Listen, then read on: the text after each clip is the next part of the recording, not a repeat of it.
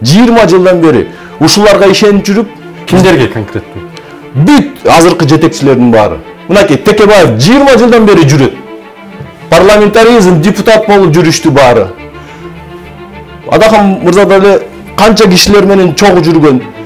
Жол кол үзүш керек да булардан. Башка муун жаңы кишилер келиш керек. Адахан мырза, бүгүнкү күндө өзүңүз мечитке барып калыптырсыз. Бул кандай мурда Үлтан эле ушундай барчу элеңиз, анан 5 убак окуйсузбу?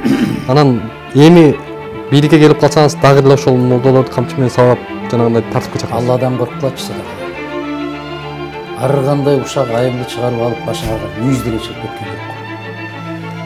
Мүйүз чыгып кетсе көрсөткүлө ошол жерде мүйүз чыгып. Жок, кеп анда эмес агай. Сөз төркүнү башка жакта окпайбы? Токтоп.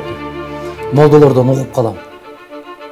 Өзүңүздүн сөзүңүздөн да уккан. Кечирип кой. Ошол молдолорду эгер ошондой деп калп таратып жалган айтып жүргөн молдо болсо, аны сабаш керек. Ачык эле сабаш керек. Экинчиден,